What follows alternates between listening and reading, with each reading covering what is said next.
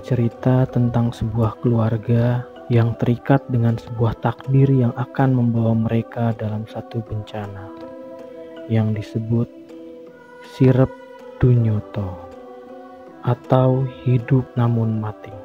Di sini aku akan menceritakan semuanya dari sudut pandang kawanku.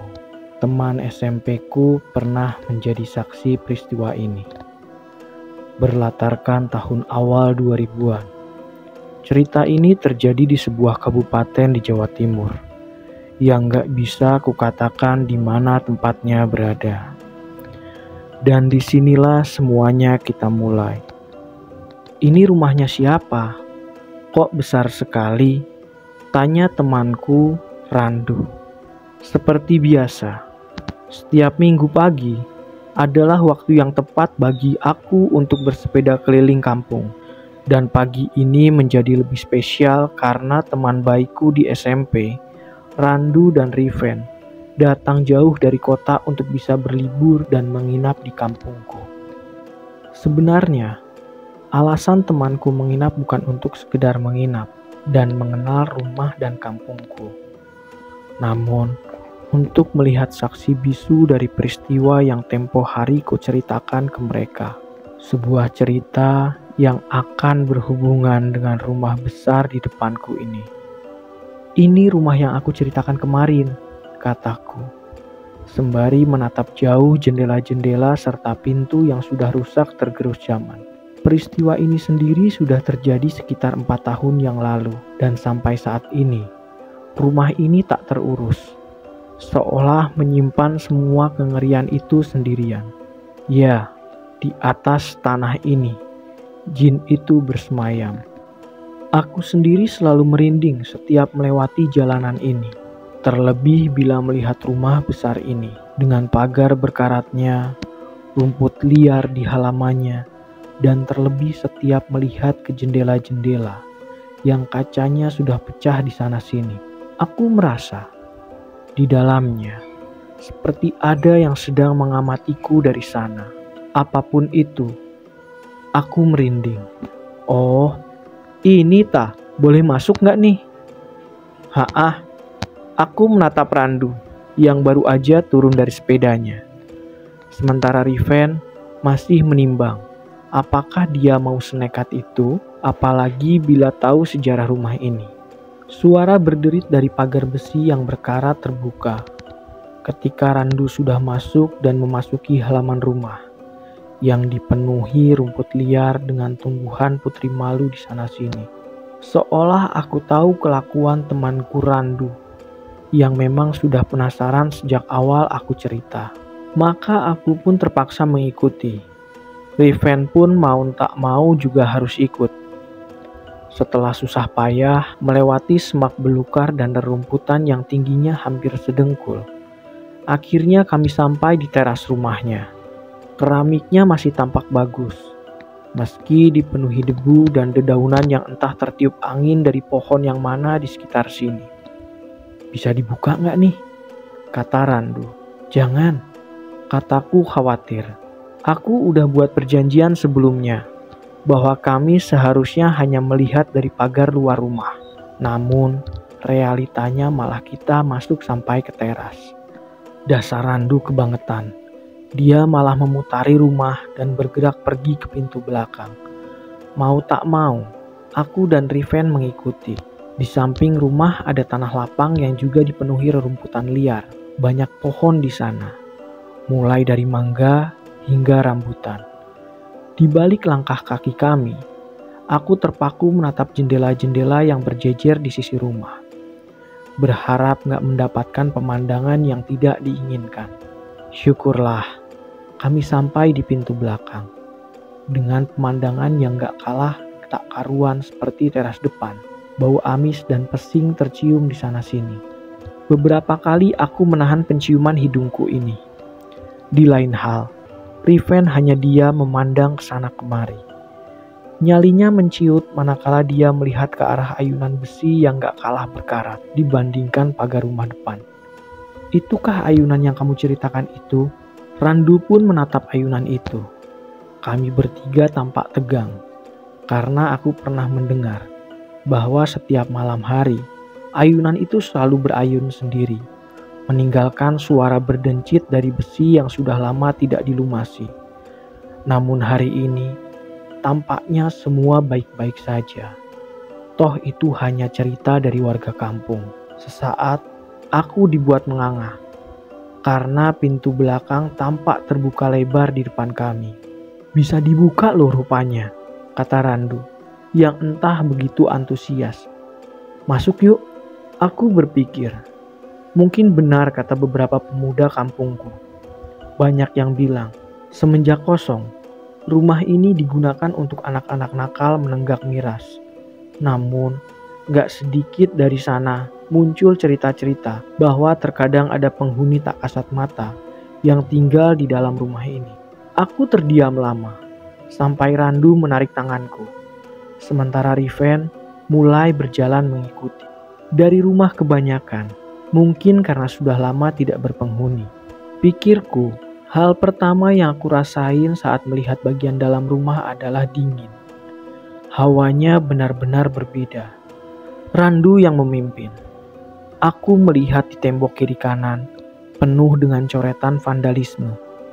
Kadang aku miris melihatnya.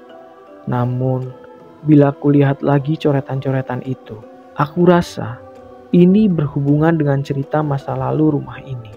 Terlebih saat aku tertuju pada sebuah kalimat yang membekukan tubuhku. Tulisan itu dicoret dengan cat warna merah besar. Sebuah tulisan yang akan membuat siapapun yang masuk tertuju membacanya. Keluarga iblis. Gelap, pesing, dan dingin. Semuanya begitu terasa. Terlebih saat kita masuk lebih dalam lagi ke rumah ini. "Jangan jauh-jauh teman," kata Riven.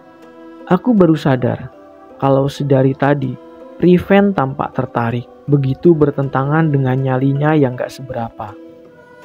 Randu masih menelusuri rumah itu, sangat-sangat antusias. Dia melihat ke sana kemari, dan itu sangat menggangguku, sangat mengganggu. Sepertinya aku tahu apa yang dia coba cari. Rupanya, dia sudah menemukannya. Sebuah tangga ke lantai 2 rumah ini. "Ayo, kita cari kamarnya Mbak Dia." Aku merinding tiba-tiba ketika Randu menyebut nama itu. Seolah ada angin dingin berhembus di belakangku. "Hush, jangan ngomong sembarangan kamu ya," kataku menekan. Randu tampak paham ucapanku. Dia menyesal, namun tak beberapa lama dia kembali menjadi Randu yang super penasaran. Akhirnya kami naik ke lantai 2. Di lantai 2, kondisinya tidak banyak berbeda dari lantai 1. Perabotan rusak di sana-sini, dan semakin banyak tulisan yang tidak mengenakan ketika dibaca. Randu masih menelusuri kamar per kamar, membuatku tahu dari mana saja pemandangan jendela ini tertuju ke arah luar. Ketika asik melihat-lihat bagian kamar per kamar, aku berhenti di salah satu kamar. Sebuah kamar yang gak asing di mataku. Aku mendekati jendela dan langsung bisa melihat pemandangan di luar. Ada sepeda kami bertiga terparkir di depan gerbang besi itu. Sontak, otakku memutar ulang semua pengalamanku selama ini ketika melewati rumah ini. Kamar ini adalah kamar di mana aku pernah melihat sosok yang seperti berwujud, namun menatap sembunyi-sembunyi di balik jendela. Seketika itu juga, leherku merasakannya. Kamar ini, suasananya lain dari kamar lain. Dan ketika aku berbalik mau meninggalkan kamar ini, aku terkejut dengan kehadiran Riven yang menatapku tampak tenang. "Ini kamarnya Kak Dia kayaknya."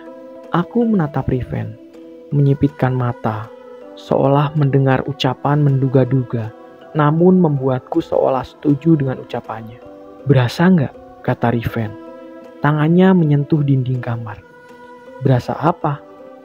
Anaknya masih tinggal di sini loh." Di tengah perbincanganku sama Riven, aku merasa perasaanku semakin gak nyaman. Pembahasan ini membuatku dibuat semakin takut.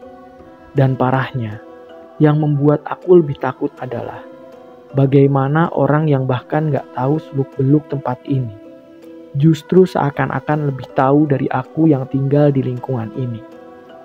Lamunanku buyar waktu aku dengar suara langkah kaki berlari, sangat keras dan diikuti suara Randu berteriak.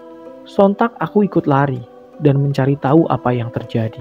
Bertemulah aku dengan Randu yang tengah menuruni anak tangga, berlari dengan wajah panik sekali.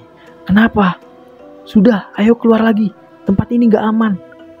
Kami berdua berlari keluar dari pintu belakang, menyusuri rumput liar halaman rumah, dan akhirnya keluar dari pagar. Di sana aku terdiam saat melihat Riven sudah berdiri di sana, menunggu di atas sepeda. Anjing, masa aku ditinggal sendirian di sini? Aku tertegun mendengar ucapan Riven untuk sementara, sebelum aku melihat rumah itu lagi dari jauh. "Kenapa kamu lari?" kataku berusaha mengalihkan perhatian menatap Randu. Di kamar paling ujung, ada yang baru saja bermain jelangkung. Pagi itu, kami meninggalkan rumah itu dengan berbagai teka-teki. Dimulai dari sosok yang menyerupai Riven, sampai jelangkung di kamar ujung. Apapun itu, sekarang aku tahu di mana kamar Sadiah berada. Gadis yang mengakhiri hidupnya dengan gantung diri, karena tidak sanggup lagi menanggung beban dari perjanjian keluarganya dengan iblis yang kabarnya masih ada di atas tanah ini. Mulai dari sini, kita masuk ke peristiwa 4 tahun yang lalu, di mana semua ini bermula. Dia Muninggar. Nama itu tidak akan pernah dilupakan di kampung ini. Bukan karena ia seseorang yang berprestasi, melainkan karena kematiannya yang dianggap ganjil oleh warga sekitar. Bahkan kematiannya sendiri masih dianggap menyisakan misteri hingga saat ini. Lahir di keluarga yang sederhana, membuat dia dikenal sebagai gadis ayu kembang desa yang selalu mendapat puja-puji di sana-sini. Namun malam itu, ketika bulan tak menampakkan diri, ketika suara serangga malam sunyi tak berpelik, terlihat dari jauh siluet seseorang dari bawah rumah gedong yang disebut warga sebagai rumah terbesar di kampung ini. Yang entah bagaimana keluarga dia yang awalnya bukanlah keluarga kaya raya, disulap hanya dalam beberapa bulan menjadi sebuah keluarga terkaya dan termasyhur. Meski menyimpan tanda tanya besar, namun semua warga tahu ada yang ganjil dari keluarga ini. Kita lupakan sejenak keluarga ini. Di depan rumah, Pak Mitolah yang pertama melihat siluet bayangan di kamar atas, tampak sedang melayang, berayun pelan, namun tetap terlihat jelas. Sontak Pak Mito membangunkan seisi rumah, dan dilihatlah siluet itu di dalam kamar. Malam itu adalah malam di mana tubuh dia, atau gadis yang kerap dipanggil dengan nama Sadiah, tergantung dengan kepala dijerat tali tambang. Sontak semuanya kaget, tak terkecuali Pak Wanto. Pak Wanto adalah ayah sekaligus orang yang kini menarik perhatian warga kampung. Apa yang sebenarnya telah disembunyikan oleh Pak Wanto? Namun, malam itu cukup membuat semua yang menyaksikan bertanya-tanya. Kenapa postur Sadiah yang tergantung menunjukkan ekspresi tak biasa? Ekspresi seseorang yang tengah tersenyum bahagia. Suatu hal yang diingat oleh semua orang yang menyaksikan peristiwa itu. Kematian Sadiah adalah kematian yang berhubungan dengan keluarga ini. Sesuatu yang dipercaya berhubungan dengan bisikan iblis. Kita akan kembali ke waktu yang jauh ke belakang, manakala cerita ini semua bermula. Bukan 4 tahun, melainkan lebih jauh lagi. Saat Sadiah hanyalah gadis polos yang tidak tahu apapun tentang apa yang akan menimpa keluarganya. Pak Wanto adalah seorang buruh tani yang menggarap sawah milik seseorang bersama Bu Robiah istrinya. Meski umur mereka tidak lagi muda, namun mereka hidup berkecukupan, dikaruniai 4 orang anak, yang kesemuanya adalah seorang perempuan. Diah, Yuni, Rina, dan Uswatun adalah anak-anak Pak Wanto. Layaknya anak-anak lain, di usia mereka yang saat ini masih tergolong masih muda, mereka bermain dan bersekolah sewajarnya. Hanya saja, terkadang mereka membantu Pak Wanto dan Bu Robiah di sawah. Si sulunglah yang paling dikenal warga, karena kebiasaannya pula memanggil Pak Wanto dan Bu Robiah Bapak, Emak. Membuat warga pun ikut-ikutan memanggil Bapak, Emak. Hidup keluarga Pak Wanto baik-baik saja, layaknya kehidupan tentram pada umumnya di desa. Namun semuanya berubah ketika Bu Robiah yang kerap disapa Emak mengatakan bahwa beliau hamil tua, yang konon menurut orang Jawa zaman dahulu, hamil tua adalah pertanda yang kurang baik. Meski begitu, tidak percaya dengan mitos, Pak Wanto dan sekeluarga menyambut hangat calon anak. Sampai di kehamilannya yang ke-5 bulan, Pak Wanto bermimpi didatangi seekor kambing betina hitam. Yang konon, kambing ini dapat berbicara dan menyapa Pak Wanto. Hal itu terjadi selama 7 hari berturut-turut. Tidak yakin dengan mimpinya, Pak Wanto tidak bercerita hal ini kepada siapapun, meski ia masih kerap terbayang sosok yang ia temui dalam mimpi. Entah itu kambing atau binatang lain, yang Pak Wanto ingat, suaranya tidak seperti suara manusia normal, sangat halus dan memikat. Di malam kedua, mimpi itu kembali. Dan kambing hitam itu juga kembali lagi. Kali ini, ada yang berbeda dari mimpi sebelumnya. Badan si kambing tampak membesar, seolah-olah ia sedang mengandung. Namun, malam itu, ia hanya mendengar satu kalimat, Jati Apit. Tidak ada yang tahu apa itu Jati Apit, termasuk Pak Wanto yang sebegitu penasarannya, sampai menuliskannya dalam selembar kertas. Setelah menjalani hari-harinya seperti biasa, ketika pulang, Pak Wanto tertuju pada lahan samping sawah. Di sana berjejer pohon jati. Entah apa yang membuat Pak Wanto yang tiba-tiba penasaran dan mendekati lahan itu. Rupanya, ia mengerti maksud kalimat itu. Jati Apit merujuk pada pohon jati. Maka, dilihat-lihatlah sore itu. Pak Wanto berkeliling lahan jati sampai ia melihatnya. Pak Wanto melihat sebuah pohon, tidak terlalu tinggi, mungkin sedadanya, dan pohon itu tumbuh di antara 2 pohon jati yang tumbuh meliuk. Sangat aneh, pikir Pak Wanto. Pohon jati tumbuh tidak meliuk seperti itu. Pohon jati harusnya tumbuh lurus ke atas. Bergegaslah Pak Wanto manakala ketika ia mendekati pohon itu, tercium aroma bau kambing yang sengat.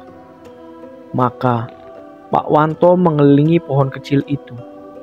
Di dalamnya, Pak Wanto menemukan sesuatu kecil, berlendir, dan menggeliat. Rupanya ada seekor anak kambing di dalam rimbunan pohon itu. Petang itu, Pak Wanto kembali pulang dengan menggendong anak kambing misterius itu. Pak Wanto tidak tahu apa yang sedang dia lakukan.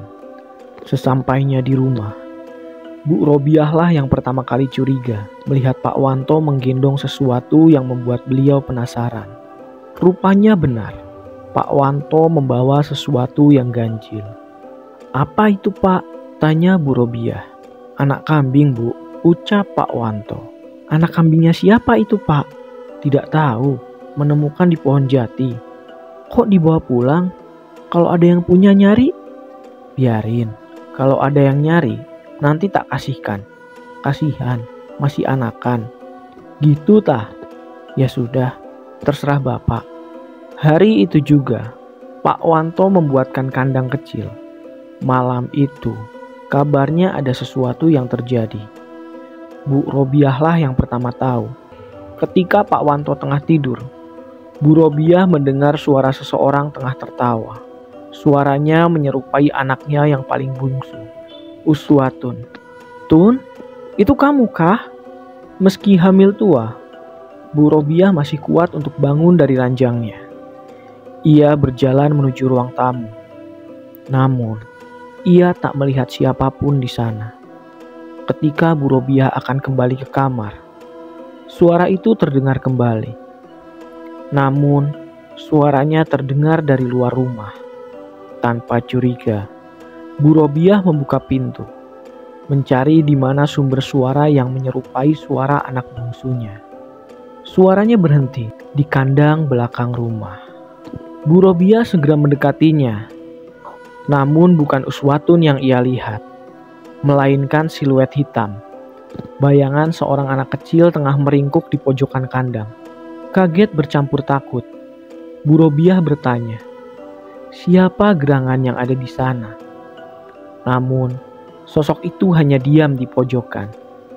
Tiba-tiba, sosok itu mulai bergerak, menggeliat layaknya binatang yang tengah terbangun dari tidurnya. Ia melihat Bu Robiah dengan mata merah menyala, lalu merangkak cepat sekali menuju Bu Robiah yang syok siap berteriak. Keesokan paginya, Bu Robiah terbangun dengan wajah yang pucat. Entah mimpi atau bukan, Bu Robiah menceritakan hal itu pada Mbok Sartem, tetangga sekaligus wanita tua yang senantiasa dimintai tolong bila ada yang aneh. Dengan wajah tegang, Mbok Sartem bertanya, "Anak kambing, bawa aku kemana anak kambing itu berada?" Bu Robiah pun mengajak Mbok Sartem ke kandang belakang rumah. Anehnya, tidak ada apapun di sana. Cempe yang kemarin lenyap begitu saja. Hamil tua, lalu anak kambing. Firasatku kok jelek ya, kata Mbok Sartem. Beliau menunggu Pak Wanto dari sawah. Tepat ketika Pak Wanto sudah tiba, Mbok Sartem langsung bertanya, "Ceritakan, bagaimana kamu kok bisa menemukan anak kambing?" Pak Wanto tidak paham apa yang terjadi. Namun ia tahu, Mbok Sartem mungkin diberitahu oleh Bu Robiah. Maka Pak Wanto pun bercerita, namun ia belum menceritakan mimpinya. Ia hanya bercerita bahwa ia menemukan cempe saja. Diberitahulah bila cempe itu hilang, dan membuat Pak Wanto kebingungan. Maka, jam berganti menjadi hari. Hari berganti menjadi bulan. Pak Wanto masih tidak tahu apa yang tengah mengintai keluarganya. Sampai tibalah masa persalinan Bu Robiah yang dibantu oleh Mbok Sartem dan Safi. Safi adalah dukun beranak di kampung itu. Ada hal yang Safi ceritakan sebelum beliau masuk ke rumah Pak Wanto. Di sepanjang jalan, ia mendengar suara kambing mengembik. Anehnya, dia tidak melihat satu kambing pun di sana-sini. Hal itu membuat Safi sedikit merinding. Safi sudah mempersiapkan semua untuk kelahiran anak kelima Pak Wanto, dibantu Mbok Sartem. Bu Robiah sudah berbaring. Tepat ketika baju Bu Robiah diangkat oleh Mbak Safi, maka saat itulah Mbak Safi tidak bisa bicara banyak. Perut Bu Robiah menghitam, sangat hitam, dan itu ganjil. Bahkan menurut Safi, ini kali pertama ia melihat hal seperti ini. Namun, bukan kali pertama ia mendengar hal ini. Dulu, Safi pernah diceritakan oleh buyut beliau. Salah satu hal mengerikan yang terjadi adalah ketika melihat wungku ireng. Apa itu wungku ireng? Wungku ireng adalah perut yang konon disetubuhi oleh jin yang sudah bukan jin lagi, melainkan iblis jahanam yang menyusupkan anaknya di roh bayi yang akan lahir. Tidak hanya Safi, Mbok Sartem juga bisa melihatnya. Mereka menatap Bu Robiah dalam diam. Namun, tangan dan badan mereka gemetar. Sebegitu hebatnya, sampai wajah mereka berdua pucat pasi.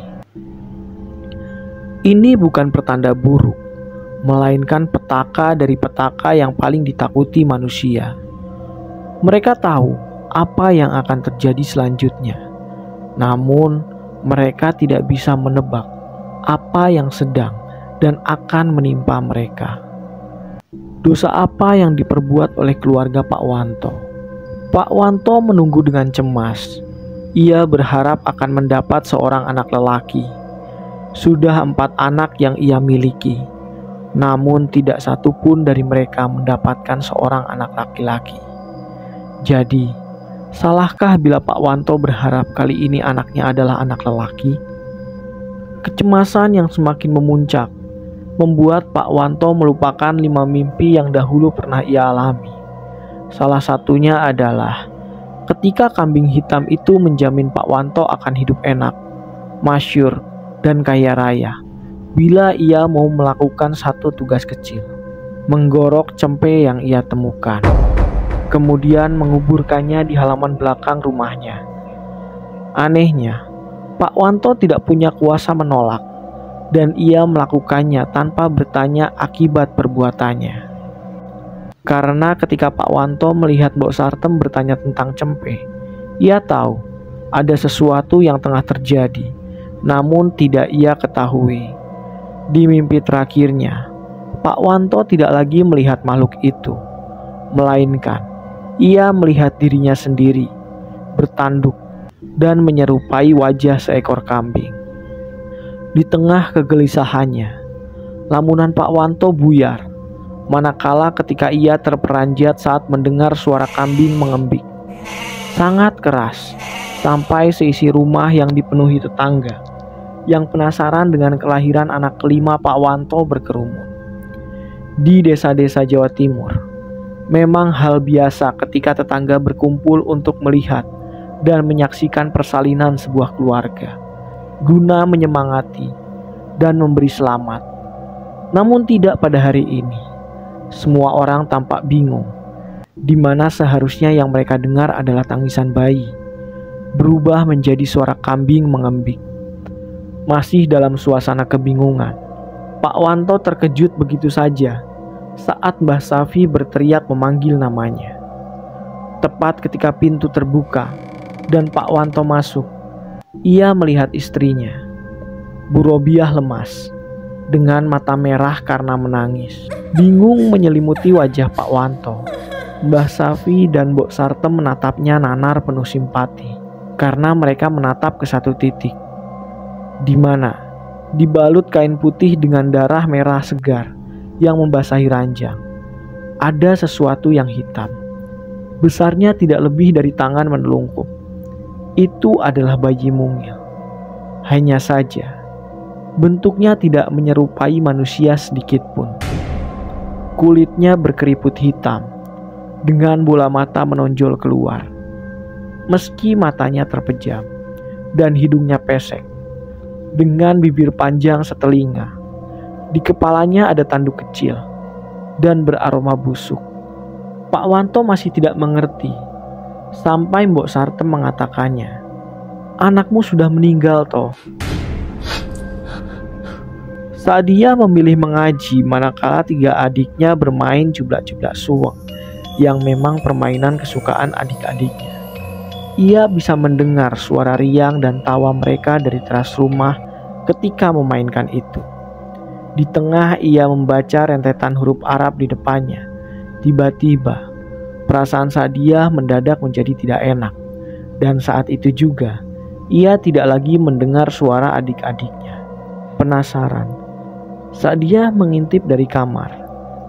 Hanya perlu berjinjit untuk bisa melihat apa yang menyebabkan adik-adiknya berhenti bermain. Rupanya ketika adiknya masih di sana, berdiri memutar. Namun anehnya, mereka hanya diam, seolah-olah bagai patung tak bergerak bingung. Sadiah keluar untuk melihat apa yang sebenarnya terjadi. "Dik, kalian ngapain diam-diaman di sana?" Bukan jawaban yang ia dapat, melainkan kesunyian yang menghantam Sadiah, di mana hari mulai petang. Sadiah hanya ingat, saat itu tidak ada apapun yang bisa ia rasakan. Semuanya seolah-olah sepakat untuk diam. Bahkan angin pun tidak berhembus. Mendekatlah Sa'diyah ke arah adik-adiknya. Namun, belum beberapa meter, Sa'diyah dibuat diam tercengang manakala dia melihat sosok jauh siluet hitam yang rupanya sedari tadi memperhatikan yang luput oleh mata Sa'diyah. Kini menjadi fokusnya. Hanya mengandalkan cahaya rembulan, Sa'diyah melihat siluet hitam itu yang tidak lebih tinggi dari Sa'diyah. Dengan cemas dan takut, Sa'diyah memaksakan kakinya mendekati adiknya, sembari tetap memperhatikan sosok siluet hitam yang hanya memperhatikannya. Sa'diyah mulai mengetahui apa itu. Rupanya, siluet hitam yang sedari tadi memperhatikannya adalah seekor kambing berwarna hitam.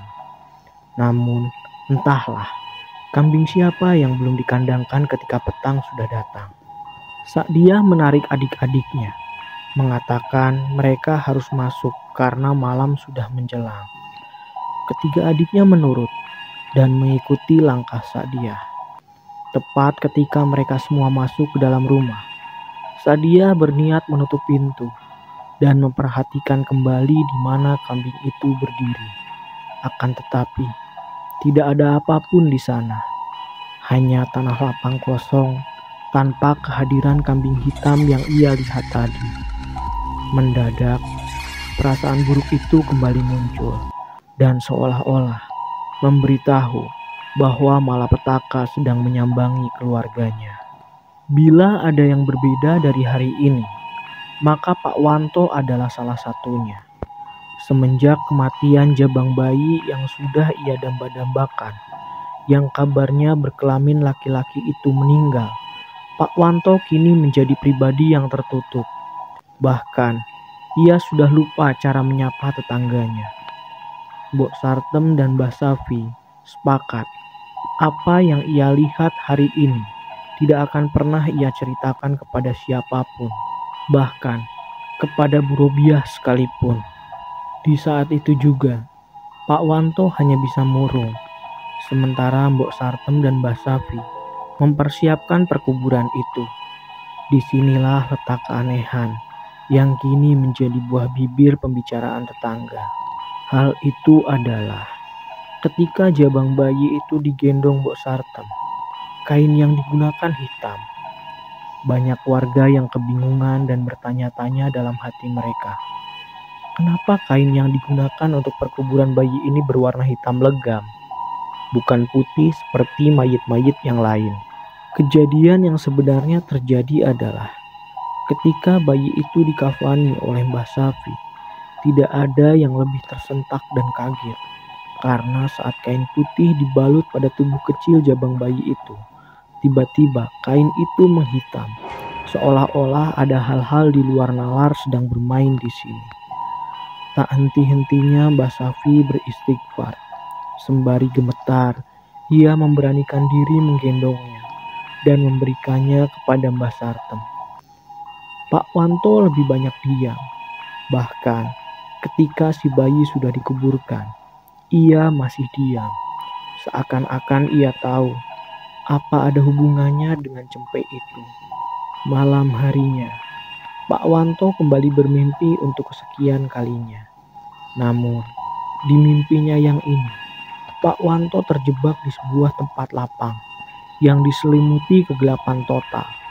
Tidak ada apapun di sana, sampai terdengar suara mengembik. Maka, ditataplah seekor kambing di hadapannya. Di hadapan kambing itu, ada jabang bayi kecil. Kulitnya masih kemerahan, dan Pak Wanto menatapnya bingung. "Ini anakmu," kata kambing itu. Dengan perasaan gugup, Pak Wanto mengangkat tubuh kecil itu. Suara tangis menguek dari jabang bayi membuat Pak Wanto luluh. Lalu, perlahan, jabang bayi kecil itu mulai berubah. Kulitnya yang kemerahan menjadi hitam, dengan bola mata menggelembung. Bibirnya yang kecil mungil, membengkak sampai mewujudkan diri bahwa jabang bayi itu adalah cempe yang ia gorok tempo hari. Enggak, teriak Pak Wanto, menepis bahwa jabang bayi itu bukanlah anaknya. "Woi manusia, apa kamu tahu siapa yang sudah mencabut ajal anakmu?" Pak Wanto bingung. Kambing itu terus berbicara dengan suara menggelegar. "Tunggu besok. Bila ada yang meninggal, itu adalah pembalasanku untuk mendiang anakmu." Keesokan paginya, Pak Wanto bekerja seperti biasanya. Meski hari-harinya jauh lebih kelabu dibandingkan hari kemarin. Ketika Pak Wanto sedang membabat rumput di lahan yang ia garap, terdengar seseorang mendekatinya, sembari berujar dengan nada tergopoh-gopoh. "Pak, Pak, Pak Wanto, mohon maaf, Bapak sudah dengar." "Dengar apa?" "Bok Sartem, tetangga sampean, baru saja meninggal." Kaget, Pak Wanto teringat dengan kambing di dalam mimpinya.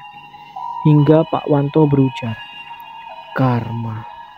Desas-desus tersebar. Kabarnya, meninggalnya Mbok Sartem ganjil. Selain itu, mayitnya juga tidak kalah membuat orang geleng-geleng kepala. Salah satunya, Mbok Sartem meninggal dengan bau seperti kambing. Tidak hanya itu, sebelum meninggal, Mbok Sartem kabarnya berteriak-teriak memaki dan mengutuk, seolah-olah dia sedang berbicara dengan sesuatu. Di akhir kalimatnya, selalu satu kalimat yang terucap terus-menerus, yaitu iblis. Namun, yang paling mengerikan, Mbok Sartem meninggal dengan memuntahkan darah yang warnanya hitam kemerahan, menyerupai janin. Banyak orang mulai menyebar rumor, mulai dari santet hingga sangkut paut dari perbuatan demit. Namun, Mbah Safilah yang tahu apa yang terjadi. Hari itu juga, di pemakaman Mbok Sartem, Mbah Safi tampak sedang mencari seseorang. Namun, ia tak kunjung ditemukan di sana. Sampai di sudut matanya, akhirnya ia melihatnya. Pak Wanto. Ya, Pak Wanto. Pak Wanto berdiri jauh dari kuburan Mbok Sartem yang baru saja dikuburkan, mengamatinya dengan bibir tersungging. Sebuah senyuman yang tidak sepantasnya terlihat dari seorang tetangga. Sudah lebih dari 5 hari, Pak Wanto tidak pulang. Kalaupun pulang, hanya untuk mengganti baju, kemudian keluar lagi. Meskipun Pak Wanto masih memberi nafkah berupa uang yang cukup banyak, namun Bu Robiah bingung. Dari mana uang itu bila Pak Wanto sudah tidak kerja lagi menggarap sawah? Tidak hanya Bu Robiah, namun tetangga di kanan dan kiri juga bingung. Pernah mereka tanpa sengaja melihat Pak Wanto berjalan. Anehnya, ketika disapa, Pak Wanto seperti tidak mau dengar dan melanjutkan perjalanannya, seolah-olah ia sengaja tidak menggubris niat baik tetangganya. Puncak keanehan yang disaksikan warga adalah Pak Wanto selalu berjalan dengan pose menggendong anak kecil. Seolah-olah di tangannya, ia sedang menggendong entah apa itu. Warga mulai curiga jika Pak Wanto sudah gila. Meski begitu, tidak ada yang berani menegur atau sekedar bertanya apa yang terjadi pada Pak Wanto. Karena bagaimanapun juga, Pak Wanto pernah menjadi seseorang yang dihormati dan dituakan di kampung ini. Dia pernah melihat suatu malam ketika ia berniat untuk tidur, namun pikiran-pikirannya masih memaksanya untuk terjaga. Tiba-tiba dibangunkan dengan suara pintu berderit dengan cepat. Sadia berpura-pura untuk tidur kembali. Di dalam kamarnya, Sadia tidur bersama ketiga adiknya. Disitulah ia melihat Pak Wanto. Bapaknya masuk dan berjalan melewatinya. Ia membangunkan salah satu adiknya. Uswatun dengan nada suara berbisik seolah-olah si bapak tidak mau anak-anaknya yang lain mendengar. Dan yang dibangunkan adalah Uswatun dengan nada suara berbisik-bisik, seolah si bapak tidak mau anak-anaknya yang lain mendengar. "Tun, bangun nak," katanya. "Ikut bapak yuk, Sebentar saja, di dalam keremangan kamar, Sadia melihat gelagat yang aneh dari si bapak. Seumur-umur, ini adalah kali pertama bapak membangunkan anaknya di jam yang sudah selarut ini. Uswatun bangun, meski ia masih mengantuk, tanpa membuang waktu dari bayangan di gubuk. Sadia melihat si bapak mengangkat Uswatun dan pergi meninggalkan kamar, tanpa lupa menutup pintu kembali. Sadia terbangun, mengintip dari jendela kamarnya. Ia melihat si bapak pergi. Keesokan paginya, Sadia bangun dan hal pertama yang ia lakukan adalah mencari Uswatun yang rupanya sedang ada di dapur. Tampak lahap memakan seiris daging. Mereka saling menatap satu sama lainnya. Sebelum Sadia mendekatinya, "Semalam kemana?" Uswatun tampak bingung. Ekspresinya menunjukkan ekspresi ketidaktahuan apapun. "Kemana, Tambak? Atun tidak kemana-mana." Aneh. Namun Sadia tidak yakin. Ia melihat dengan mata kepala sendiri. Dan bagaimana bisa Atun mengatakan hal sebaliknya. Meski penasaran, namun Sadia tidak bisa mendapatkan jawaban apapun dari Uswatun. Sekeras apapun ia memaksanya berbicara. Karena Atun hanya mengatakan ia tidak kemana-mana. Si bapak sendiri masih jarang pulang. Sekalipun ia pulang, paling hanya untuk mengganti bajunya saja. Di malam yang entah keberapa, di mana Sadia kembali memergoki si bapak membawa Uswatun pergi. Sadia nekat untuk mengikuti. Meski diliputi perasaan was-was dan ketakutan yang menjadi-jadi, Sadia berjalan jauh di belakang. Mereka menuju sebuah jalan yang Sadia tahu. Ya, ke sebuah kebun. Itu adalah kebun jati. Apa yang dilakukan bapak dan Uswatun di tengah malam seperti ini? Terlebih di sebuah kebun jati yang Sadia tahu adalah salah satu tempat yang jarang didatangi oleh siapapun. Dinginnya malam tak menghentikan rasa penasaran Sadia. Sampai ia melihat Uswatun di sebuah pohon rimbun. Pohonnya sendiri tidak lebih tinggi dari dirinya. Namun, di depan pohon itu ada luyak berisi bunga dan sesaji, lengkap dengan jarum dupa di atasnya. Uswatun kemudian melahap isi luyak itu dengan tangan kosong. Si bapak hanya duduk menyaksikan anak bungsunya melahap habis apa yang ada di depannya, termasuk bebungaan dan kopi hitam itu. Jantung Sadia berdegup kencang tidak karuan, sebelum terdengar suara mengembik di belakangnya. Sadia terdiam, kaku, lalu jatuh pingsan. Sadia terbangun dengan kondisi demam tinggi. Namun, ia masih mengingat jelas apa yang ia lihat semalam. Pak Wanto duduk di sampingnya, menatapnya dingin. Namun tak sepatah pun kata keluar dari mulutnya. Apakah ini cara bapak membungkam mulut Sadia agar tidak menceritakan pada siapapun? Berbeda dengan bapak yang lebih banyak diam, Uswatun tampak sedang bermain dengan dua kakaknya, Yuni dan Rina. Seperti biasanya, seperti tidak ada yang terjadi kepadanya. Namun, semenjak itu, hanya Uswatun yang memandang Sadia dengan tatapan penuh kebencian. Selebihnya ia tahu, Uswatun bukan lagi seperti adik bungsunya. Mbak, seseorang menggoyang tubuh Sadia. Sebelum ia menyadari siapa yang membangunkan diri, ia melihat Rina. Wajahnya panik. "Apa, Rin?" tanya dia ikut panik. "Atun gak ada di tempatnya." Dia melirik tempat di mana Atun biasanya tidur. Kosong. Sempat terdiam beberapa saat karena entah bagaimana menjelaskan kepada Rina. Dia tahu di mana Atun berada. Masalahnya, sejak kejadian itu, dia tahu dirinya seperti selalu diawasi, entah oleh siapa. Namun perasaan itu membuatnya terus khawatir. Dengan berusaha tetap tenang, meski ketakutan meliputi perasaan dia, ia beranjak dari tempat tidurnya.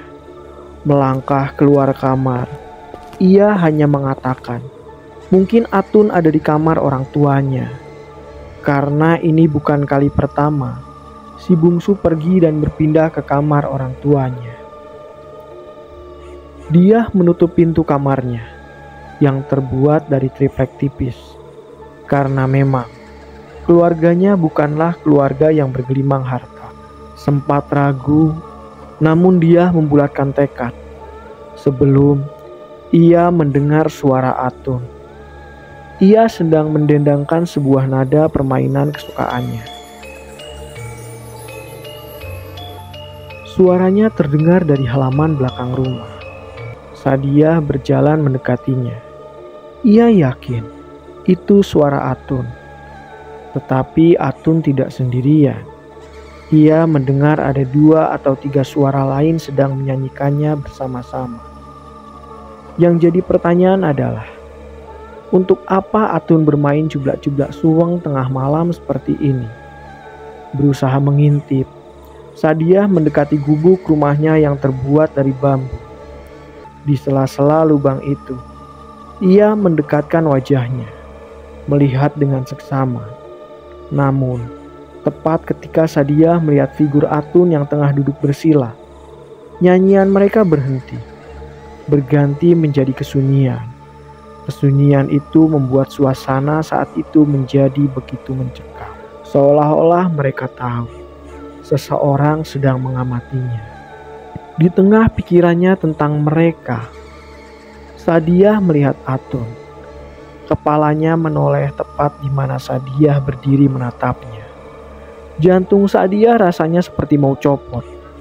Belum berhenti sampai di sana, Sadia seperti ingin lari saja dan kembali ke atas ranjangnya. Namun, semua itu membuat Sadia merasa penasaran. Berbuat nekat, Sadia mengintip kembali. Namun yang dia dapat, tepat di lubang itu, mata mereka saling bertemu. Atun tahu, Sadia melihatnya. "Mbak," kata Atun. Ia memanggil nama dia. "Ayo main." Karena seperti tertangkap basah, maka Sadia melangkah keluar, membuka pintu belakang rumahnya. Dan dilihatnya Atun, mengamatinya dengan senyuman ganjil yang menakutkan. Sadia mengikuti langkah Atun, penasaran dengan suara siapa saja yang ia dengar tadi. Sadia dibuat mematung. Manakala ia melihat di hadapannya, ada Rina dan Yuni duduk bersila seolah menunggu mereka. Bila Rina dan Yuni ada di sini bersama Atun, lalu siapa yang ada di kamar? Meski puluhan pertanyaan muncul di dalam pikirannya, Sadia mencoba untuk tenang dengan apa yang terjadi. Ia duduk bersila sama seperti yang lain, sampai ia mendengar Atun mengatakan, "Yang jadi Pak Empo kamu dulu ya, Mbak?" Awalnya ragu, namun Sadia mengiyakan permintaan Atun. Ia tahu, akhir-akhir ini hubungan mereka seperti berjarak, dan dia tidak tahu apa alasannya. Jadi, bila menjadi Pak Empo bisa membuat Atun dekat lagi dengan dia, maka dia akan melakukannya. Semua tahu apa itu Pak Empo. Dalam permainan cublak-cublak suweng, Pak Empo akan menjadi penebak dalam permainan ini. Karena sejatinya, permainan ini adalah permainan untuk mencari batu yang akan disembunyikan di salah satu telapak pemain lain. Masalahnya, Pak Empo haruslah diwajibkan untuk berbaring telungkup, sementara pemain lain mulai menyanyikan lagunya, sekaligus membuat batu itu agar Pak Empo tidak tahu di mana batu itu berada. Maka Sadia mulai berbaring telungkup menghadap lantai, sementara 3 saudaranya mulai bernyanyi. Anehnya, ketika Sadia telungkup, ia merasa ada pemain keempat di antara mereka. Meski begitu, Sadiah lebih takut tentang suara lain yang ia dengar. Suara yang tidak pernah ia kenal. Sampai akhirnya, ia mencium aromanya. Aroma kambing itu kembali di antara mereka. Ketika sampai di lirik, maka Sadiah membuka matanya, menatap ketiga adiknya. Tanpa tahu di mana ia merasakan pemain keempat itu berada. Semua wajah adiknya mengisyaratkan ekspresi yang sama, pucat dan begitu datar. Tidak seperti adik-adiknya selama ini. Sadiah menunjuk Atun. Ia memilih tangan kirinya. Maka Atun membuka tangannya. Dan batu kerikil itu tidak ada di sana. Sekarang ia menunjuk Rina. Rina juga sama. Di telapak tangannya, batu itu tidak ditemukan. Maka, dia harus kembali menjadi Pak Empoh. Hal ini terus terjadi lebih dari 7 kali. Ketika Sadiah mulai telungkup lagi, terdengar suara tertawa yang membuat Sadiah tidak nyaman. Seolah-olah ketiga adiknya mengerjainya, bahwa sebenarnya batu itu memang tidak pernah ada, bahkan sejak permainan dimulai. Menunggu. Sadiah menunggu ketiga adiknya mulai menyanyikan liriknya. Namun mereka tak kunjung menyanyikannya. Bingung, Sadiah ingin membuka matanya.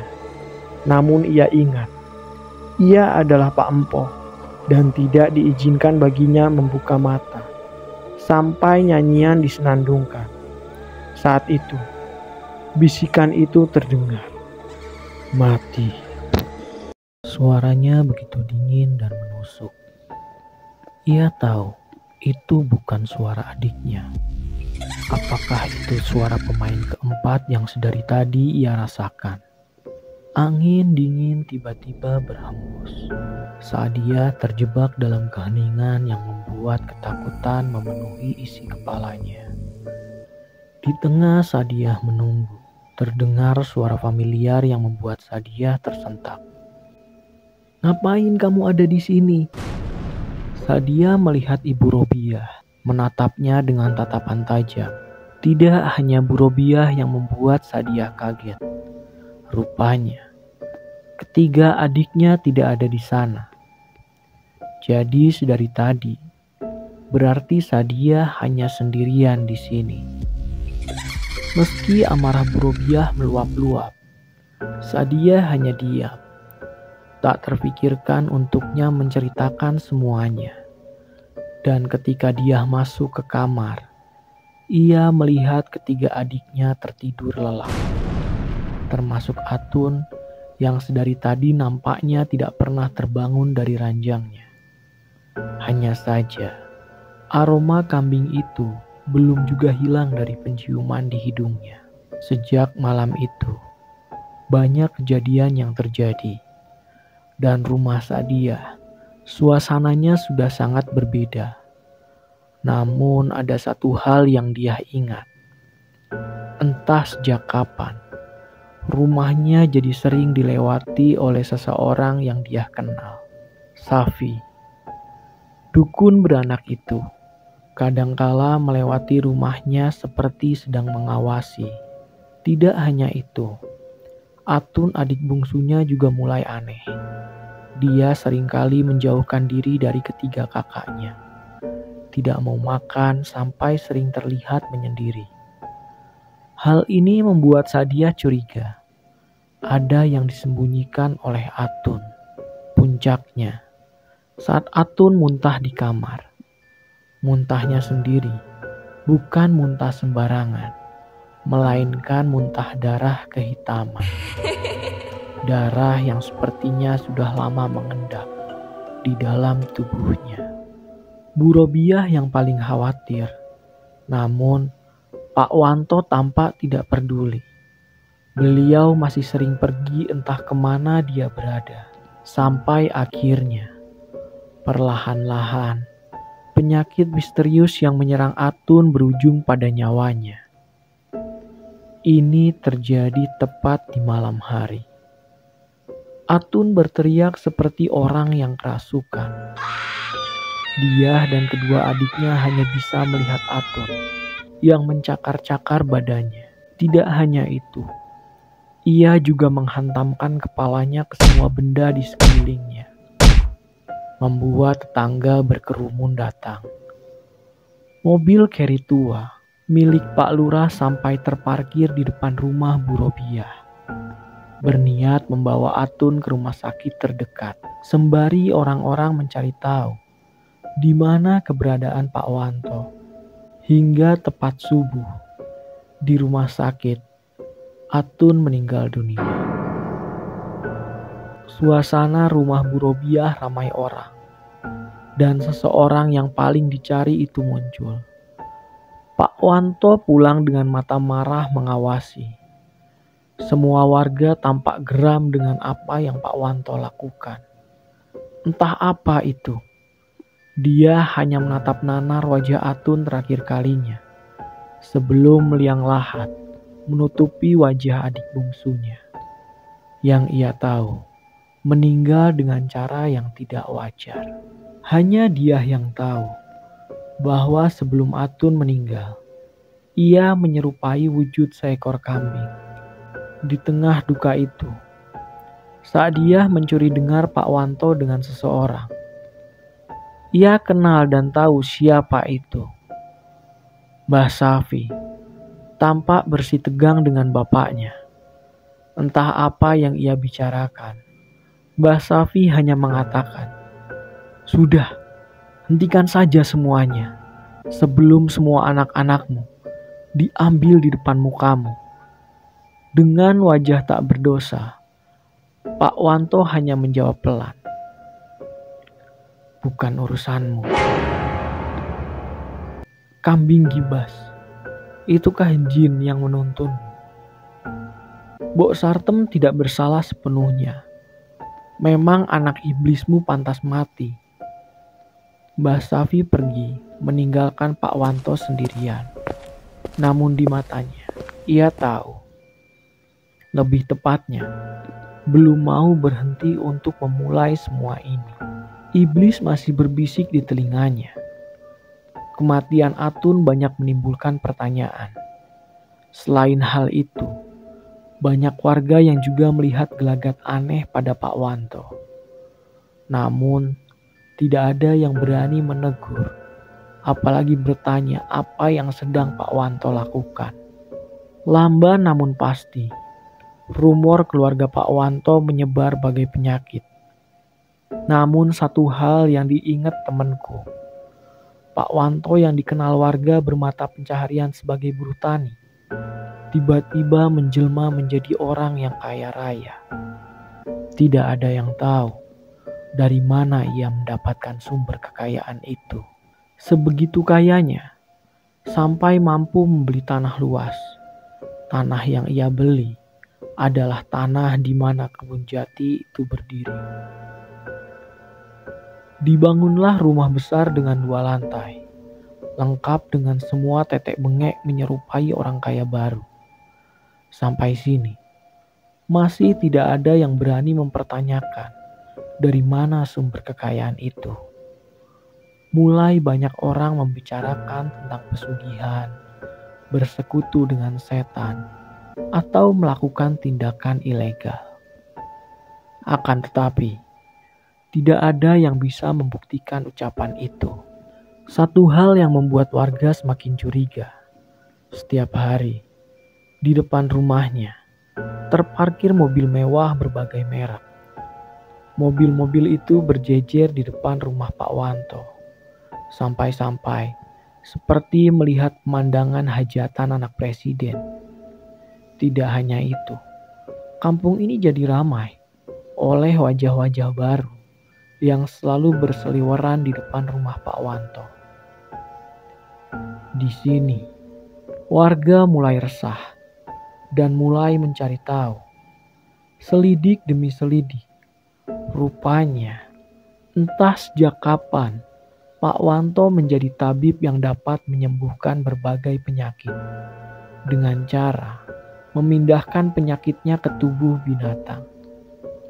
Binatang itu adalah seekor kambing.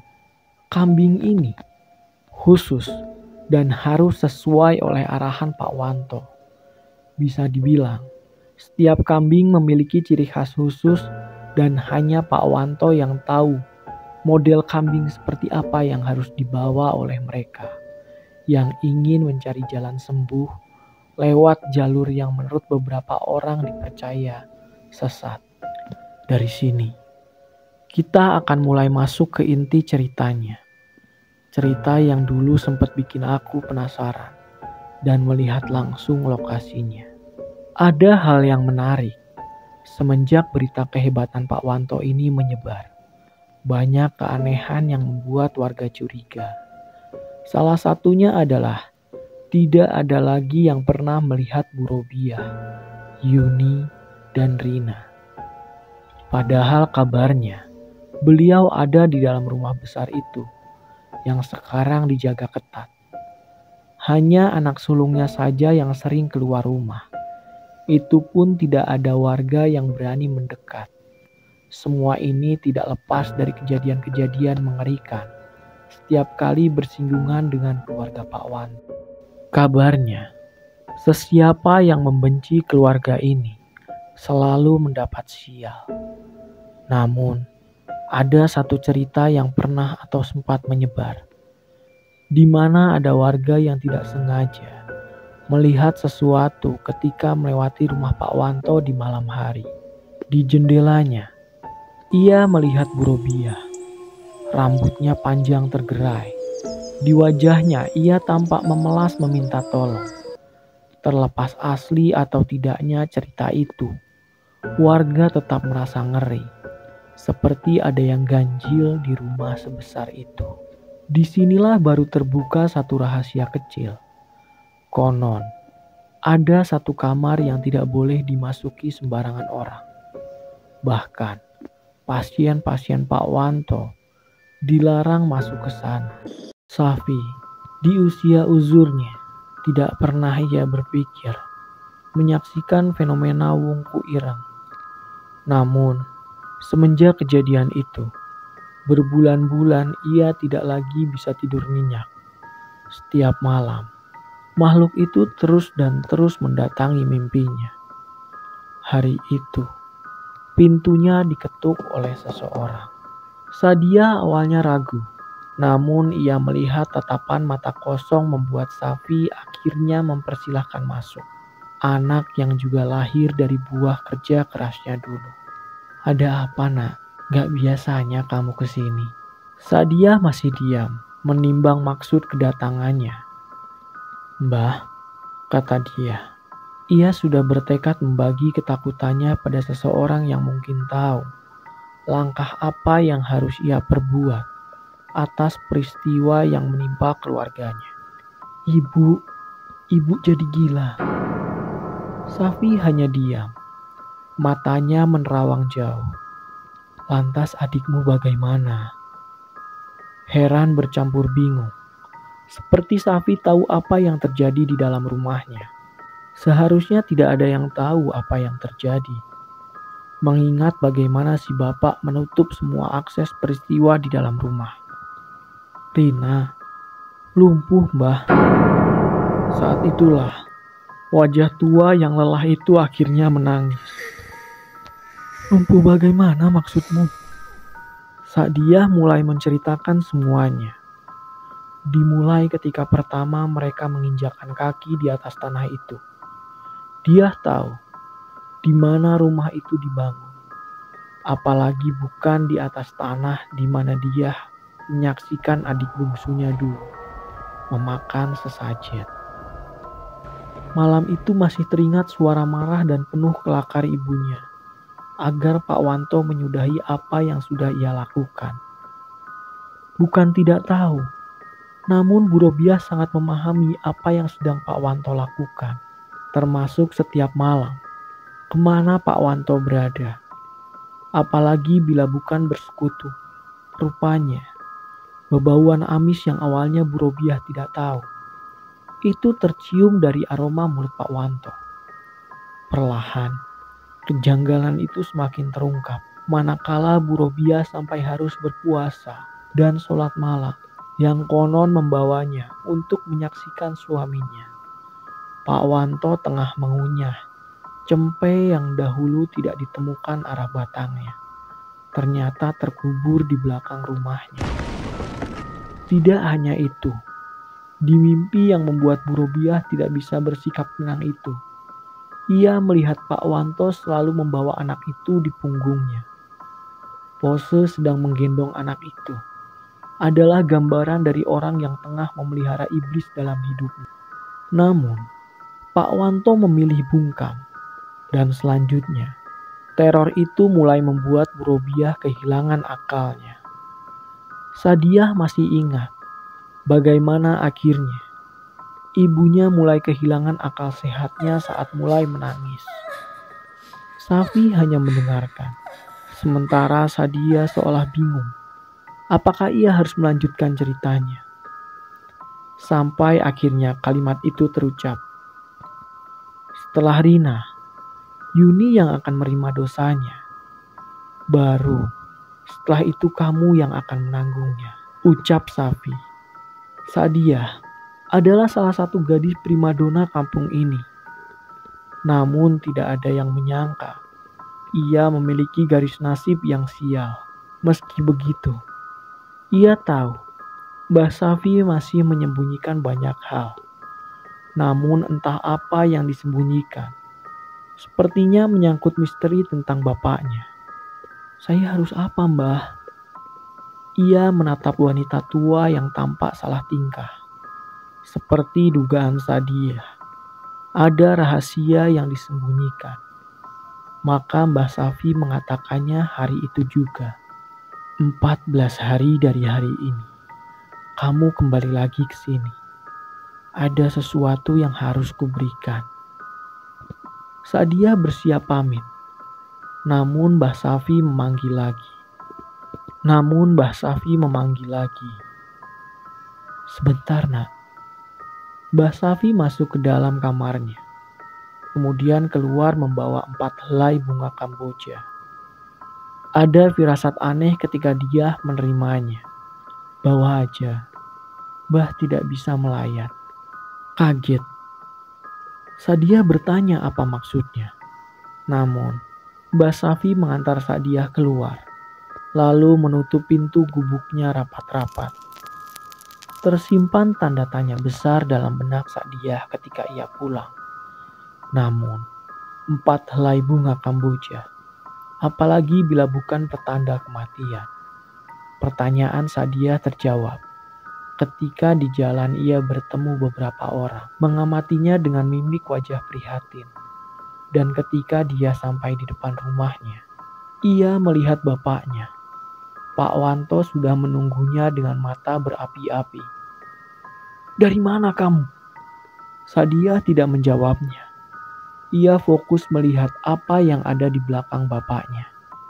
Di sana ada 2 jasad yang ditutup selendang. Ketika ia mendekat, adiknya Yuni memberitahunya, itu Ibu Samarina, Kak. Ibu Samarina meninggal, Kak. Detik itu, waktu seperti berhenti. Sadiah diam mematung, lalu berujar dengan nada penuh kebencian. Pengikut iblis laknat. Teriakannya membuat semua hadirin yang melayat diam. Tidak ada suara. Hanya tatapan benci.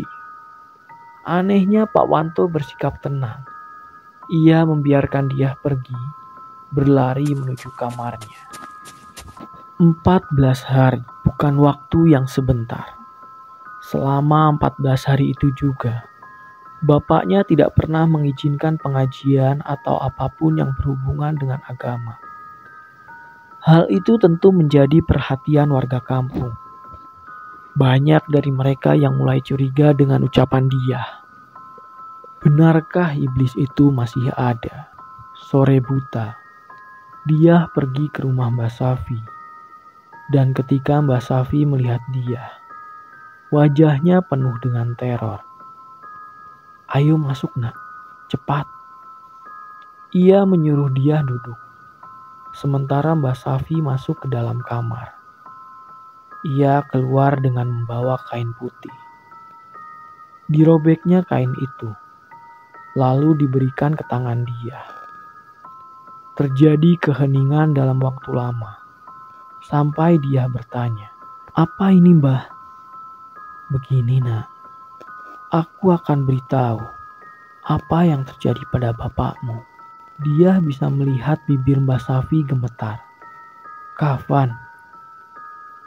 Ini itu kain kafan, Mbah. Jantung dia seperti mau copot." Pantas. Ia mencium bebauan busuk di kain itu. "Kain kafan siapa ini, Mbah?" "Kain kafannya Mbok Sartem. Mbah membongkar makamnya Mbok Sartem." "Sebentar ya nak, dengarkan dulu. Yang membuat Mbok Sartem meninggal adalah bapak kamu." Hari itu, dia seperti disambar petir. "Palawijah," kata Mbah Safi. "Palawijah adalah nama makhluk ini. Bawa kain kafan ini, simpan di dekat kamu. Lalu dengarkan pesanku ini. Jangan tidur di bawah jam 12 ya." "Apa itu Palawijah?" Mbah Safi seperti tidak ingin melanjutkan percakapan ini. Ia menenggak kopi hitamnya, lalu mulai bercerita. Ceritanya panjang, tapi kamu harus tahu. Palawijah adalah kambing yang menjelma menjadi manusia. Dahulu, ada orang yang melahirkan anak tidak normal. Badan manusia, tapi kepala mirip kambing. Kabarnya, anak bayi itu dikubur di sini, di desa ini. Tapi, tidak ada yang tahu di mana tempat pastinya. Kalau kata Mbok Sartem, bapakmu lah yang menemukan kuburannya. Namanya iblis. Pintar menipu manusia. Bapakmu sudah terjerumus sama iblis satu ini. Sudah, kamu pulang saja. Pesanku cuma satu, jangan sampai hilang kain kafan ini. Seperti apa yang dikatakan Mbak Safi, dia tidak pernah lagi tidur di bawah jam 12. Ia sengaja mengikat kain itu di pergelangan tangannya, seolah-olah itu gelang penjaganya. Dan di malam yang entah keberapa, dia ingat ada satu kamar di dalam rumahnya yang tidak pernah ia masuki.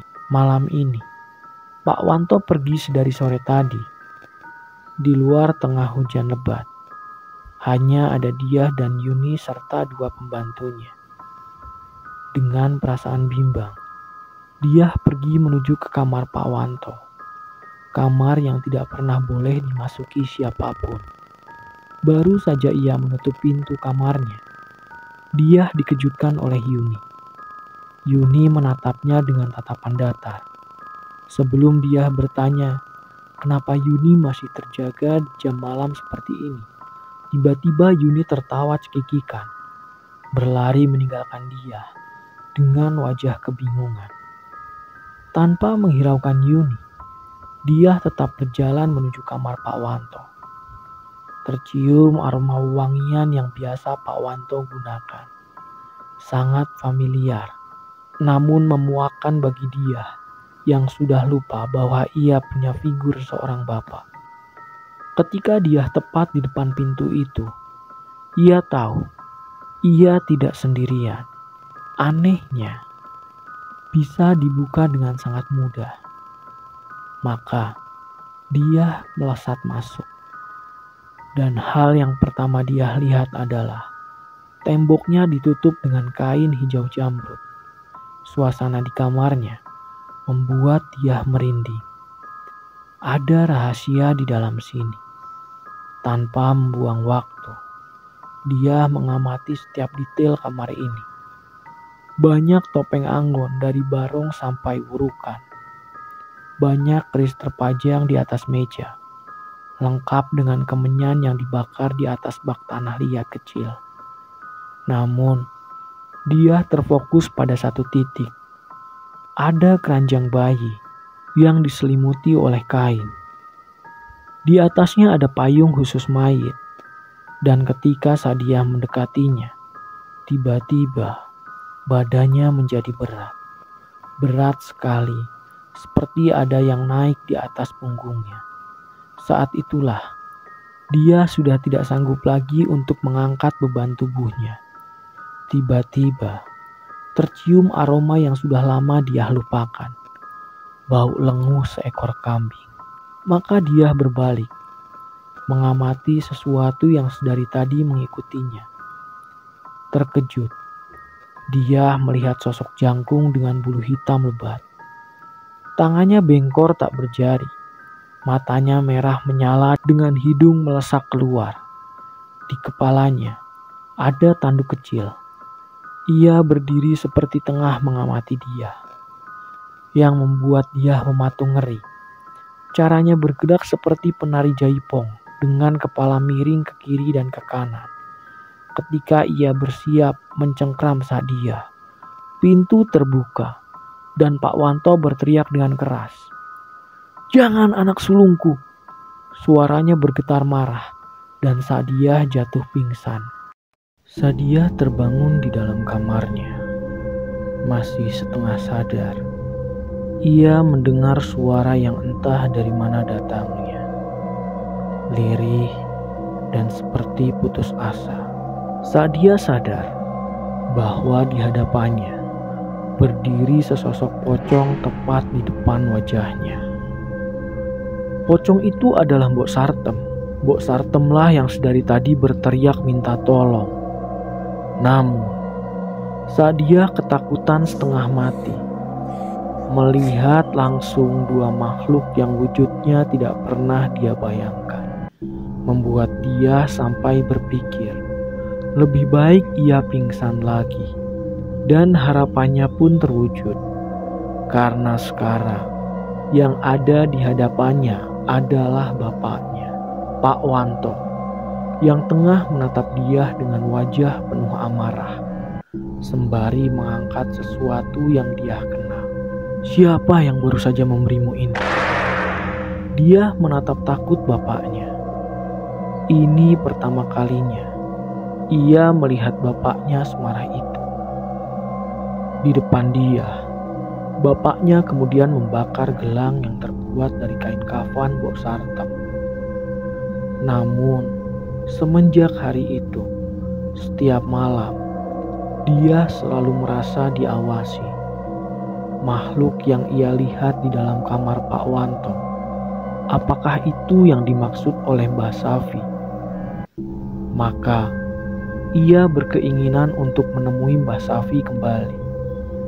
Sampai dia baru sadar, di depan pintu kamarnya, Yuni melihatnya. Yuni mendekati dia yang berbaring di atas ranjangnya. Lalu kemudian mengatakan, "Mbak, ayo main ceblak-ceblak suweng." Dia hanya diam saja. Ia tidak tahu harus menjawab apa.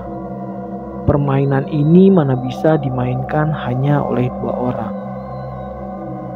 "Gak bisa lah Yun, memang gimana caranya?" "Kenapa gak bisa Mbak? Siapa lagi yang main? Kalau berdua mana bisa?" "Itu," Yuni menunjuk Sadiah, "itu ada Atun sama Rina di samping Mbak." Maka malam itu ia menemani Yuni, berpura-pura ikut bermain, yang entah bagaimana caranya. Ia merasa Yuni seperti benar-benar merasa ada Atun dan Rina, dua adiknya yang sudah meninggal terlebih dahulu. Semenjak saat itu, dia merasa semakin lama semua semakin aneh. Meski kain kafan yang diberi oleh Mbah Safi sudah dibakar oleh Pak Wanto, namun Sadiah merasa bahwa sesuatu tetap mengawasinya. Di suatu malam, tanpa sengaja, Sadiah melihat ke halaman belakang rumahnya, tempat di mana Sore tadi Pak Wanto mendirikan sebuah ayunan tua. Ia melihat bapaknya. Pak Wanto tampak berdiri sendirian, menyendiri, menatap ayunan di depannya yang tengah bergerak-gerak, tanpa ada yang mendorongnya. Penasaran, Sadia mendekat ke jendela.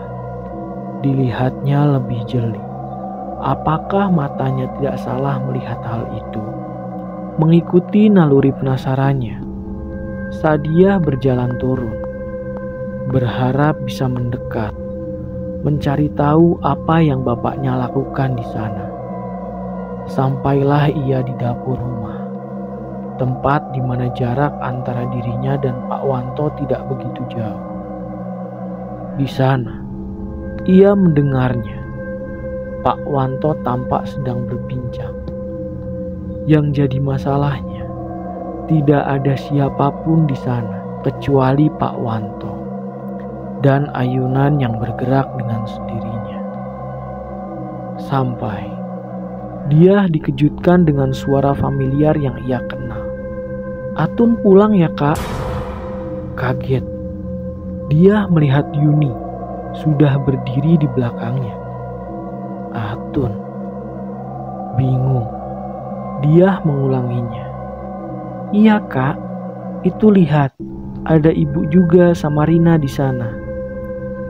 Dia tidak mengerti apa yang terjadi di dalam keluarganya. Apakah hanya dirinya yang tidak bisa melihat? Sampai ia mengingatnya. "Yun," kata dia. "Iya, Kak. Kamu pernah lihat gak ada manusia, wajahnya menyerupai kambing, tinggi, berbulu hitam, di kepalanya ada sepasang tanduk?" Yuni mengangguk. "Iya pernah, Kak," seraya menunjuk ke arah belakang Sadia. Dia terdiam, mencoba mencerna maksud perkataan Yuni. Sampai dia baru sadar, rupanya sosok yang dia bicarakan sedari tadi sudah berdiri di belakangnya. Yang ia ingat kemudian, dia merasa sentakan kuat mencengkram lehernya, menghantamkannya ke lantai. Suara terakhir yang ia dengar adalah suara Pak Wanto berteriak marah dan mengatakan, "Jangan anak pertamaku."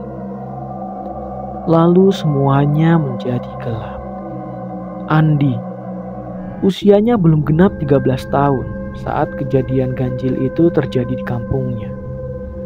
Kesehariannya hanya mendengar desas-desus yang semuanya sama, membicarakan sebuah keluarga. Keluarga yang konon bersekutu dengan iblis.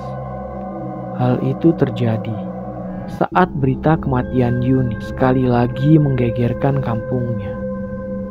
Warga mulai resah.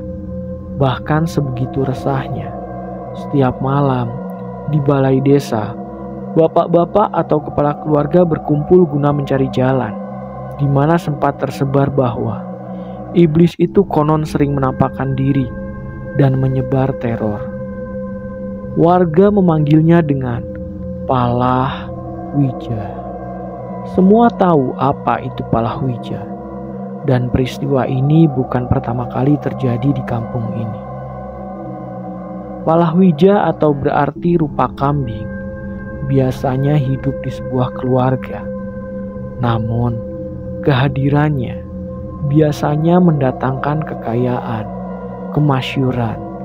Hanya saja imbal balik dari semua itu adalah nyawa anak-anak keluarga yang memelihara Palahwija. Biasanya dimulai dengan anak termudanya, hingga sampai anak tertua di keluarga tersebut. Yang jadi masalah adalah, setelah anak-anaknya habis, Palahwija tidak berhenti untuk mencari tumbal.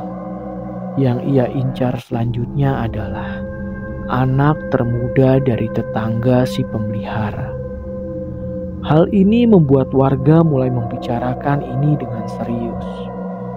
Sebelumnya, tidak ada yang percaya dengan berita bahwa Pak Wanto memelihara Palahwija. Namun, serentetan kejadian yang terjadi, di mana anak-anak Pak Wanto yang meninggal secara tidak wajar membuat warga mulai yakin Andi yang sebegitu tertariknya dengan cerita ini mencari tahu kematian Yuni, di mana sebelumnya ia sampai koma selama 7 hari. Kejadiannya sendiri masih simpang siur. Ada yang mengatakan Yuni terjatuh dari anak tangga. Ada yang mengatakan Yuni terjatuh di kamar mandi hingga saraf di kepalanya rusak. Namun, satu hal yang Andi tahu adalah Yuni tidak pernah memejamkan matanya. Bahkan ketika ia meninggal, mayat Yuni tertidur di liang lahat dengan mata masih terbuka. Satu perubahan yang Andi sangat rasakan adalah perubahan kepada kakaknya Yuni, yaitu Sadiah.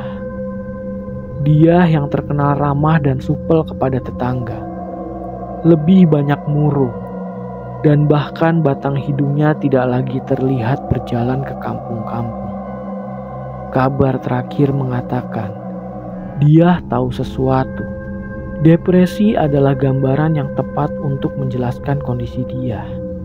Setidaknya, itu yang Andi dengar dari percakapan ibu dan bapaknya.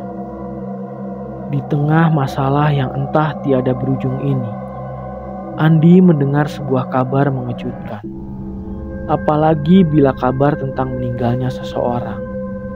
Dia meninggal, ditemukan tewas dengan kondisi tergantung di dalam kamar di rumah besar miliknya. Sontak berita itu tidak hanya menghebohkan warga kampung, namun membuat resah bahwa memang ada yang salah dengan keluarga Pak Wanto. Mengerikannya kisah ini adalah Pak Wanto sama sekali tidak menunjukkan ekspresi sedih. Bahkan, ada yang pernah melihat Pak Wanto tampak tersenyum, melihat jasad anak yang seharusnya menjadi satu-satunya yang ia jaga, namun berakhir dengan kematian yang tragis. 4 kematian yang kesemuanya menyimpan teka-teki. Warga kampung sepakat untuk mengusir Pak Wanto. Hanya saja, warga masih diseliputi rasa ngeri. Karena kabarnya, Pak Wanto menunjukkan gelagat tidak takut sama sekali dengan sikap warga yang menolak keras-keras untuk hidup berdampingan dengan manusia yang menyekutukan Tuhan. Ada kejadian aneh yang mulai bermunculan. Salah satunya adalah konon setiap jam menunjukkan pukul 12 malam, terkadang warga melihat seseorang wanita melintas di jalanan kampung. Sosoknya menyerupai sosok yang familiar. Sadiah. Itulah sosok yang sering dilihat warga. Yang menakutkan dari sosok yang menyerupai Sadiah adalah cara berjalannya, yang seperti cara berjalan orang yang kewalahan menahan kepalanya, seolah kepalanya akan jatuh sewaktu-waktu. Dan setiap didekati warga, sosok ini akan menghilang dan meninggalkan suara menangis. Setiap hari muncul cerita-cerita baru yang mengaku bahwa ia melihat Sadiah berjalan di depan rumahnya. Terkadang Sadiah berhenti di depan rumah, seperti memperingatkan sang pemilik rumah.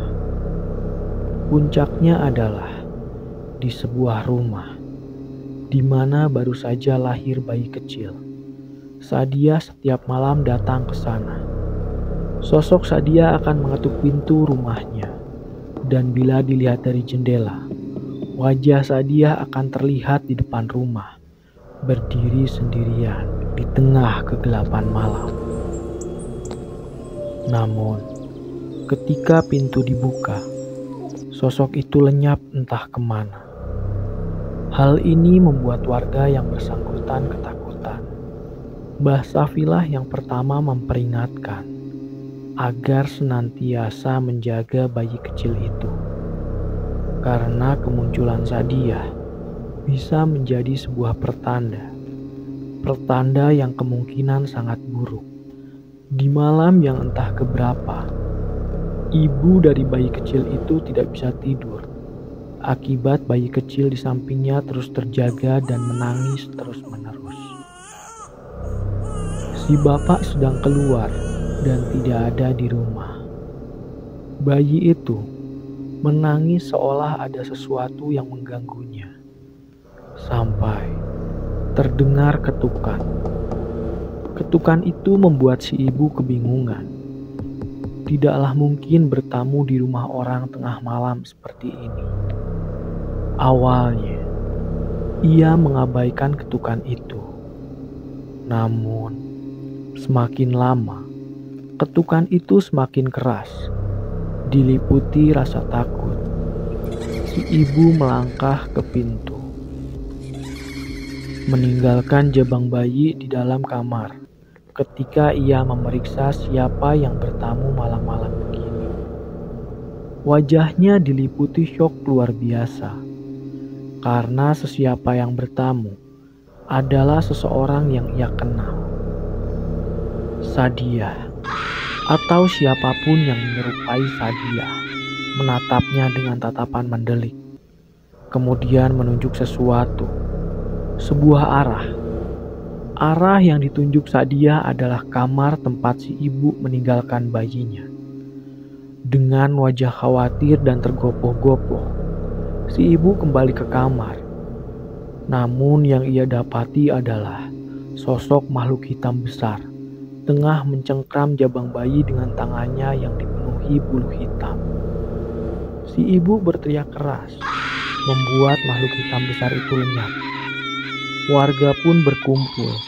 Suasana saat itu ramai. Warga berbondong-bondong mencari tahu apa yang terjadi. Namun, semuanya terjawab saat melihat ibu dan bayi yang baru lahir itu tengah menangis histeris. Di depannya, bayi kecil itu ditemukan meninggal dengan kondisi kulit yang dingin. Warga yang melihat itu tak habis pikir sampai terdengar seseorang berseru, "Wantolah yang membunuh bayi ini." Teriakan itu disahut oleh warga lain, membuat gaduh suasana saat itu. Tanpa membuang waktu, warga yang marah bergerak menuju rumah Pak Wanto. Bersenjatakan senjata tajam dan obor, warga berteriak riuh, meneriakkan nyawa harus ditebus dengan nyawa. Sebegitu ramai saat itu, Andi yang menyaksikan kejadian itu sampai merinding melihat wajah marah warga di depan rumah Pak Wanto. Warga menjebol pagar besi sembari berteriak-teriak, meminta Pak Wanto keluar. Menjaga rumah Pak Wanto sampai menyingkir. Ngeri melihat banyaknya warga yang datang entah dengan tujuan apa. Andi ingat betul, Pak Wanto keluar dengan tampang biasa saja. Yang pertama Pak Wanto lakukan adalah bertanya apa yang terjadi dan kenapa warga bertamu ke rumahnya malam-malam seperti ini. Saat itulah seorang dari warga menceritakan apa yang terjadi. Namun Pak Wanto tidak membantah sedikit pun ucapan warga itu. Sebaliknya, Pak Wanto malah menantang warga bahwa tidak ada yang bisa mereka lakukan. Ucapan itu membuat warga semakin gusar. Teriakan kemarahan terdengar di sana-sini. Andi menyaksikan kejadian itu, di mana Pak Wanto disabit oleh sebilah parang tepat di bahunya oleh seorang warga. Anehnya, parang yang seharusnya bisa mengoyak seonggok daging itu tampak tak berkutik di depan Pak Wanto. Malah warga yang menyambitkan parang itu berteriak-teriak seolah sesuatu membuat lengannya menjadi bengkok. Ngeri suasana saat itu. Warga pun semakin beringas menghujami Pak Wanto dengan senjata yang mereka bawa. Namun semuanya sia-sia. Tidak ada satu senjata pun yang bisa melukai Pak Wanto. Pak Wanto semakin angkuh, dan mencibir warga bahwa tidak satupun orang yang dapat melukainya dengan apa yang mereka bawa. Bahkan, sebegitu menantangnya, Pak Wanto sampai menceritakan bahwa ia adalah orang sakti di kampung ini. Namun, keadaan berbalik saat seseorang muncul dan berteriak, "Masuk rumahnya, bakar rumahnya, bakar kamarnya." Warga yang mendengar itu membabi buta melesat masuk dan membakar semuanya. Di sini, wajah Pak Wanto yang awalnya terlihat jumawa, tiba-tiba mulai panik. Ia melesat ikut masuk ke dalam rumah. Namun, warga sudah membabi buta membakar rumah itu. Andi menyaksikan semua itu di usianya yang saat itu. Menyaksikan hal seperti ini membuatnya tidak dapat berkomentar banyak. Kobaran api merah menyala mulai terlihat di sana-sini. Disitulah Andi mendengar suara Pak Wanto berteriak-teriak saat warga menyeretnya, lalu mengguyurnya dengan minyak tanah. Kobaran api membakar Pak Wanto. Teriakan memilukan itu disaksikan oleh warga. Yang ia ingat kemudian adalah seseorang menariknya dari tempat itu, membawanya ke tempat jauh. Namun, satu hal yang tidak dapat ia lupakan, teriakan Pak Wanto yang terngiang-ngiang. Kejadian ini benar-benar menghebohkan. Kasus pembakaran ini sampai diliput media lokal. Andi ingat, sebegitu hebohnya sampai menjadi headline. Hanya saja, headline yang ditulis diberi judul berbeda. Dukun cabul dibakar warga. Terlepas dari itu, kejadian ini menjadi salah satu kejadian yang paling mengerikan di desa itu. Di atas rumah itu, warga bercerita, kadang mereka masih melihat sosok wanita yang tengah mengintip di kamar lantai 2, yang diyakini adalah sosok Sadia. Namun, yang masih Andi ceritakan dari peninggalan rumah ini adalah Palawijah, yang dulu kabarnya masih ada di atas tanah ini. Tanah yang tidak akan ada satupun orang waras untuk tinggal di dalamnya.